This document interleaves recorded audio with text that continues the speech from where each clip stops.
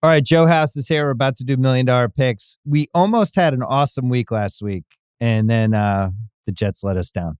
But we finished 4-2 last week. We won $364,000 of fake money. We were 4-1 on the straight ups. We lost our tees, and most importantly, I won our argue pick, which was Chargers Raiders. So we're gonna do an argue pick. Congrats. Week two is always scary. Overreactions. A false sense of security or a false sense of this team is way worse and then it turns out they're not that bad. So we've been talking a lot about bets we like this week. And unfortunately, there's been more disagreements than usual. Thank God it's my podcast and I can overrule us. The thing we seem the most excited about is the Chargers just to beat the absolutely terrible Carolina Panthers. And there's a bet on FanDuel where it's Chargers first half, Chargers for the game is -130. But we were looking at that. But I'm going to go through some of the games that I like. And you could either poo-poo them, throw in, I'll do two, then you do one, and we can just go back and forth. Okay. I'm just happy to be back. So yeah, you earned another week because we won money. Thank God. So Steelers, Broncos. Steelers -2.5 at Denver. And I love the Steelers. I'm continuing to back the Steelers. I love their defense. Now it's like, well, Kirk Cousins couldn't move. That's why I thought their defense was awesome in that game. Denver last week in Seattle, 67 plays for 231 yards. Bo Nix was awful. Yes. Why wouldn't Pittsburgh's defense just eat him up this week? Explain it to me. It's not Pittsburgh's defense that I'm worried about because I do think that they'll travel. They'll be ferocious. It's the offense, right? No touchdowns. So we're still trying to find a touchdown with Pittsburgh. And it's just situationally a hard thing. A second consecutive road game at the beginning of the season, flying out to the high altitude. And Denver started off last year 0-2. Denver lost to Washington in their home opener last year. So I think Sean Payton is point of emphasis. Let's try and not do that again. And the reason that I'm feeling not incredible about Pittsburgh is I thought that Denver defense was something against Seattle. I mean, they opened the game with a sack and an interception and 2 effing safeties in the first half, and Denver was winning at halftime. So for me, I'm not that inclined to jump back in. There's a big difference between Tomlin as a dog and Tomlin as a road favorite. So I'm just kind of feeling squeamish about it. So the only thing with Denver's defense, for some reason, Seattle just couldn't block. Well, they have one of the worst offensive lines. Yeah, I was texting with Mina and Danny Kelly, and they were just having a heart attack in the first half about how bad the blocking was. So Denver's defense might actually not even be that good. It might have just been in a Seattle. We'll know with the Seattle offensive line against the Pats this week. To me, this is an only Fields can screw this up bet. Lombardi made the key point before you came on. Yeah, I know.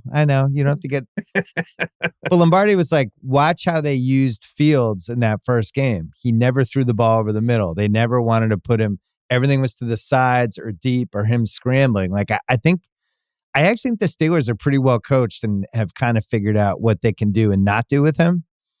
I still like it. Steelers -2.5. I have it marked down. I'll talk you into it. It's fine. Jaguars Browns is a bet against Deshaun Watson and a bet on Jacksonville's defense that maybe actually is good. They were good for 2.5 quarters, gave up one long Tyreek play, one Waddle play, but for the most part, I thought they were pretty good. I mean, they only gave up 20 points. No Njoku for Cleveland. Cleveland's offensive line is still banged up. My question is, if Etienne doesn't fumble and Jacksonville goes up 24-7, they're about to win, is this line 5.5? Well, that would be crazy. The look ahead was Jacksonville by 1. But I'm saying Jacksonville kills Miami and Deshaun gets killed by Dallas. I understand. This line's Jacksonville by 6. I mean, that would be crazy talk. I went through all of the lines and looked for the discrepancies between the look ahead for week 2, because, just in general, week 2, you don't play favorites, right? Favorites hit 40-some% of the time in week 2. So stay away from favorites. And the other thing is, you're looking for teams that were outright favorites in week 1 who are now in week 2 there is a nice bounce back angle in terms of against the spread. Those hit at about a 60% clip, but I don't like, I didn't see anything from Jacksonville that warranted the inflation on the line. That is a purely a That's function a Deshaun of what. That's inflation. exactly it. It's a Deshaun premium. You got to pay a Deshaun premium. How about this? I'm happy to pay it. I think his career's over.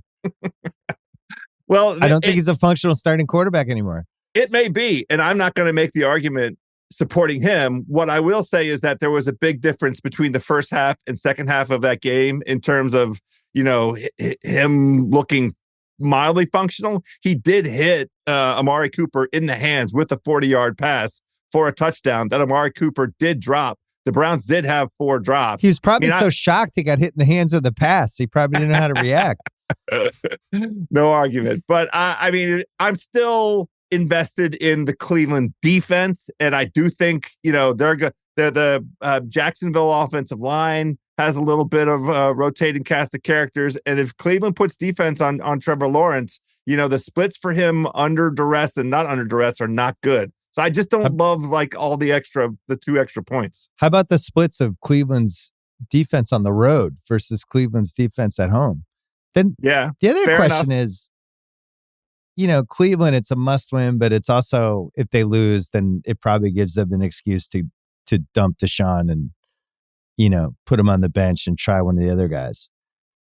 Jacksonville, if they lose this game, they'd be 0-2 going into at Buffalo on a Monday night and at Houston.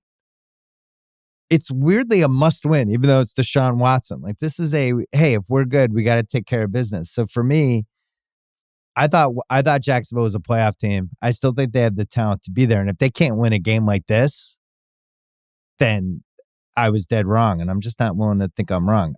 So this ties into the third game, Colts-Packers. Colts -3 in Green Bay with Malik Willis. And we're going to argue about Malik Willis in a second.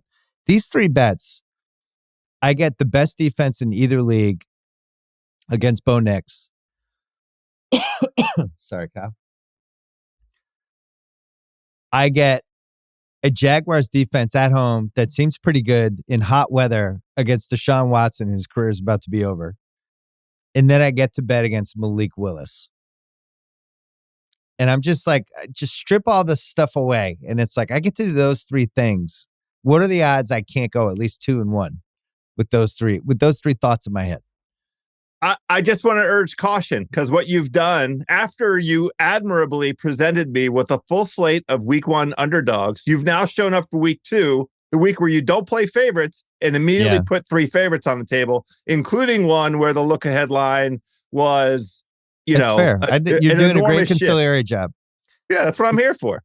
Malik Willis. Maybe you should change his name to Malik Wilson. Doesn't matter. 3 starts, 48 points, 11 passing first downs, got sacked 10 times, 276 total pass yards, 0 touchdowns, 3 picks. Just got given away for a 7th round pick. I don't know what they're doing.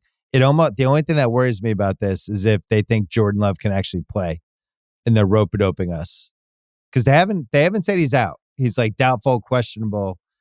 And are we allowed to do $1 million picks? If Jordan Love plays, the bet's scratched? Well, I guess it's my gimmick. I guess can do what I want.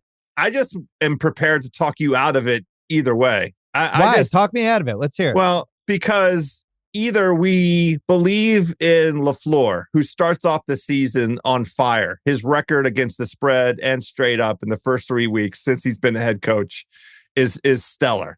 And, you could say, well, this is because the guys had, he went from Aaron Rodgers to Jordan Love, and look, 2 pretty great quarterback situations.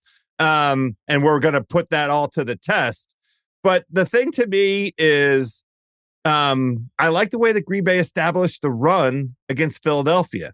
And I think that Philadelphia's run defense is superior to the Colts, because Joe Mixon, who hasn't run for 160 yards since high school, came out with Houston and ran for 160 yards against this Colts defense. Can I give you a counter on that?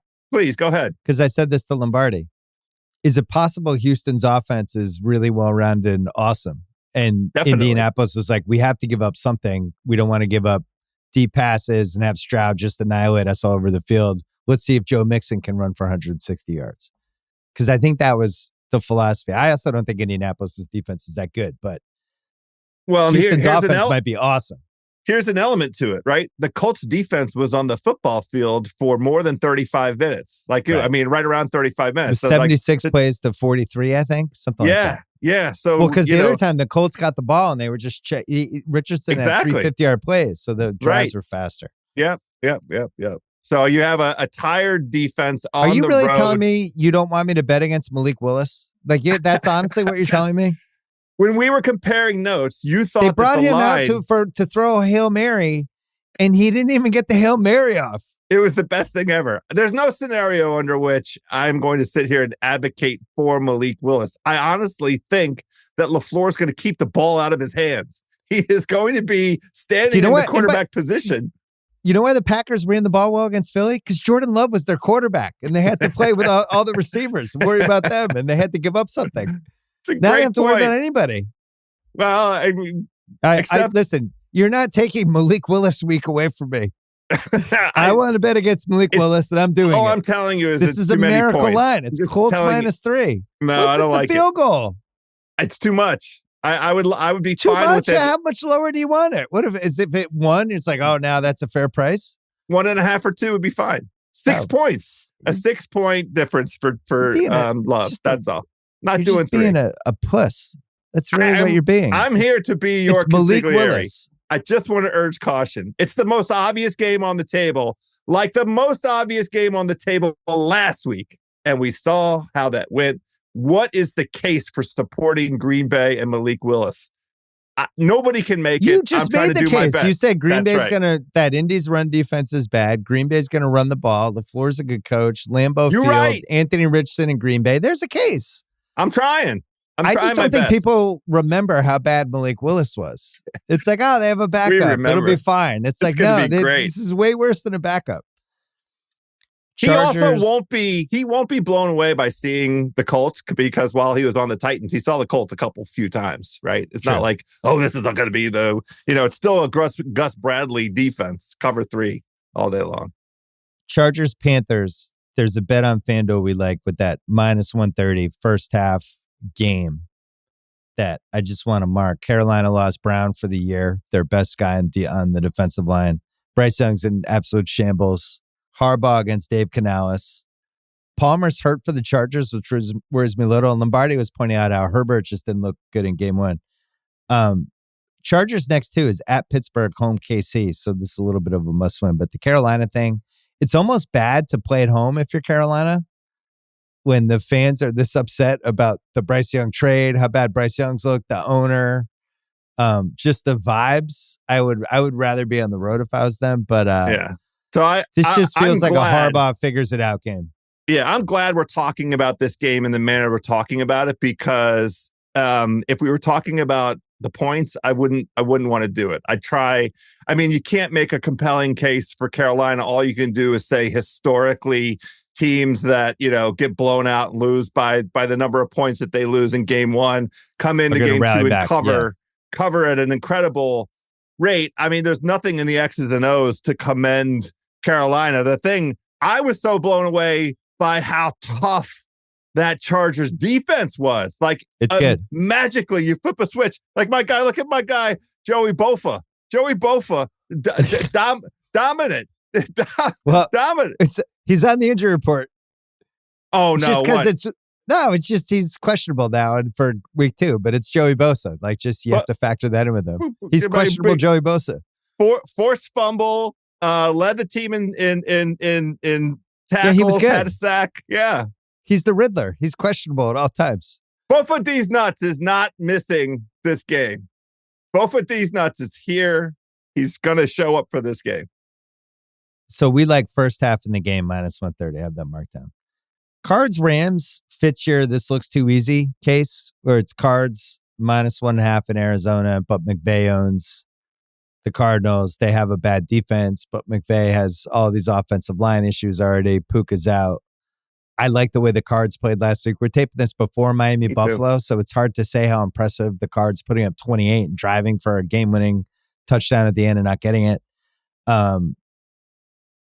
Is this a stay away to you, or should we consider it? It's a stay away. I mean, if I was Yeah. going to do anything, I would tease the Rams up, from the 1.5 and get them up to over 7.5, up to 7.5. But there's no reason we're not compelled to play it. Okay. There's a ton of teaser legs that I like this week, and I'm going to talk about them right now. There's some watch out for that teaser. Chiefs just seem too easy and just super fun to throw in. I got to say, I don't want to have a bet for or against the Bengals this week because I don't know what's going on with them. right? And this just seems like a classic. Everyone likes the Chiefs. And then the Bengals actually look like the Bengals again. You're like, oh my God, I can't believe I fell for the Bengals suck thing. They do this every year. I just want no part of that game. I'm with you. Can we cross that one off? Cross off. Houston home for the Bears is the Sunday night game, I think. Right? Yeah. This is the chaser tease. Oh, Where if you did do well on Sunday, you guys talked about this on the Ringer Gambling Show, then that Sunday night, it's like, I'm down. Houston tease with Philly on Monday night, and I'll rally back. Something scares me about this game, and I love Houston. I have AFC South Houston bets. I have Houston for the 1 seed. I have Houston in the Super Bowl, but I don't know why. It looks too easy. It just looks too easy. That's it. I don't have a rational reason. Oh. See, I feel a little more confident about this one. And I'm not saying let's walk in and lay the points. I prefer to play it as a teaser leg. I think on that national stage, that Sunday night, I think they intend to come out and embarrass the Bears.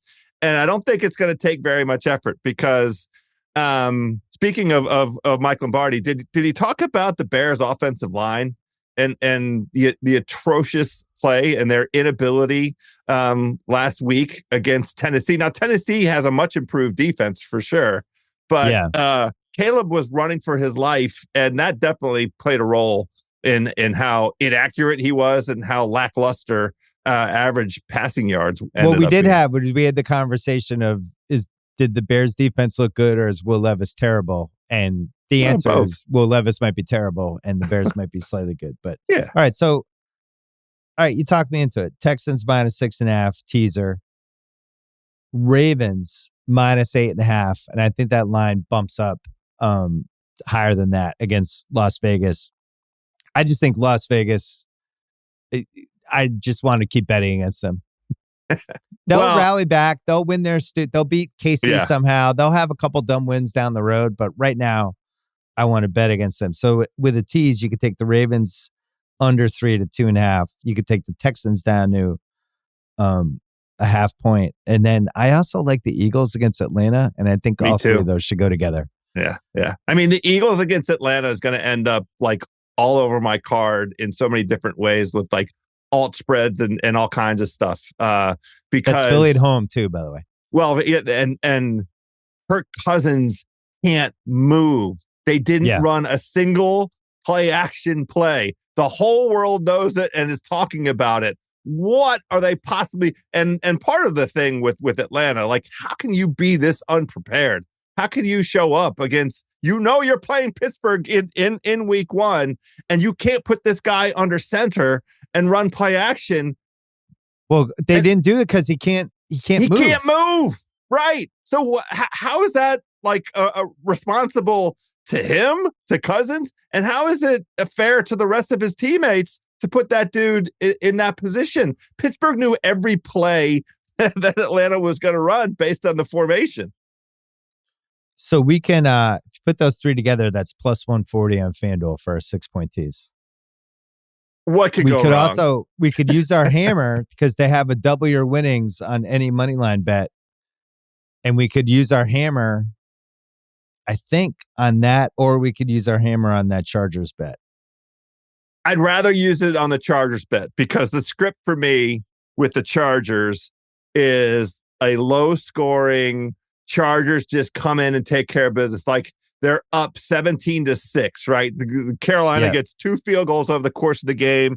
Chargers just, they're still, keeping the training wheels on Herbert because he's his whatever that plantar fasciitis or whatever his issue is with his foot. He didn't look great. They're not trying to push the ball down the field. Did not look great.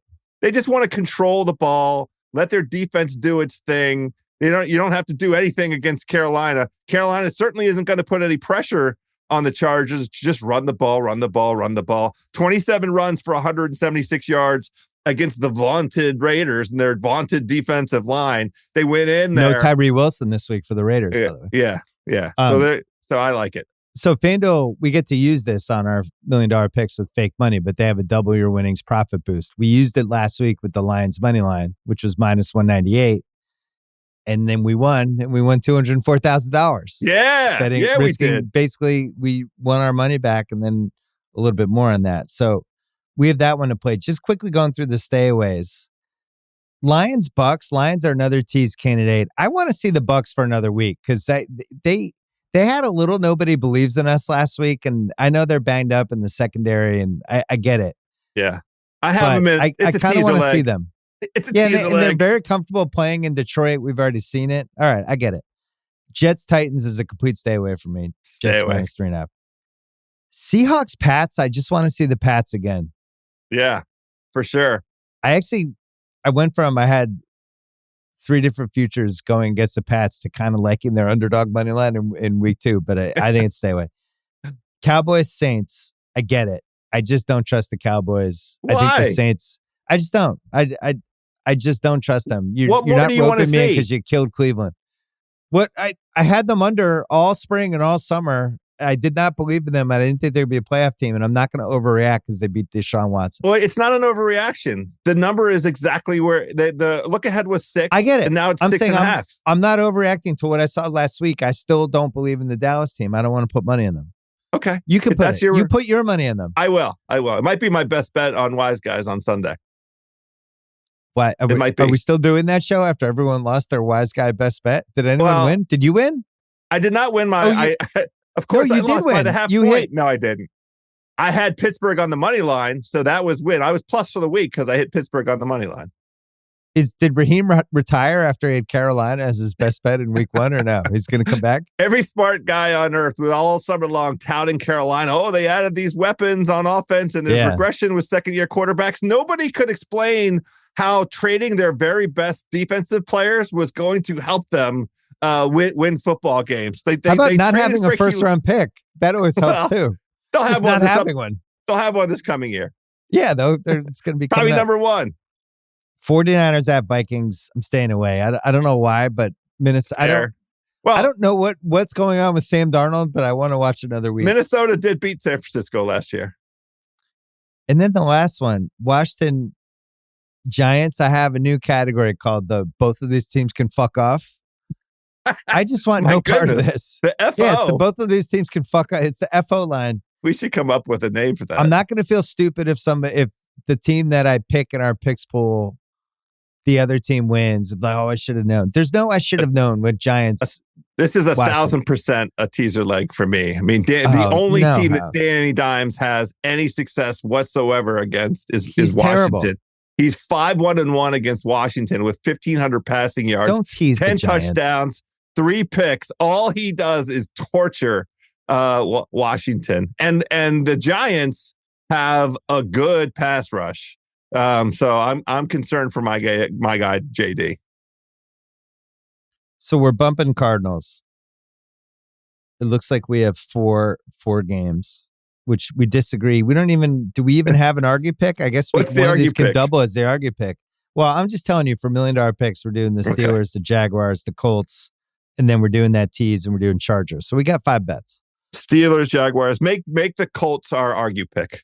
So what that will double. So we can double. If Love plays, I'll let you back off of it. We won't call it the argue pick. You know what? I'm not afraid of him and his MCL. He shouldn't play, but even if he plays, once again, I did win the argue pick last week. Chargers Raiders when you backed Antonio Pierce. Great job. Antonio Pierce. He punted from the 40-yard line right in your face. Yeah, I loved it. down to the 8, and then he promptly, his vaunted defense, this brilliant defensive guru, let the Chargers run right down their effing throat on a 92-yard drive. Congratulations, Antonio. Way to go. I was just excited to watch somebody punt from the 40-yard line. We hadn't seen that since we were in college. Do you think that every stadium that he goes to, he's going and grabbing a little bit of turf so that it can go into his memento case? Because this is it.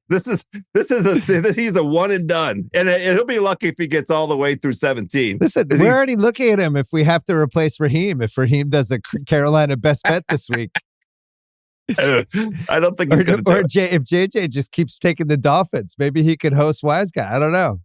JJ does love the Dolphins tonight. Well, we're taping this before the Dolphins game. Okay. The $1 million picks for week 2.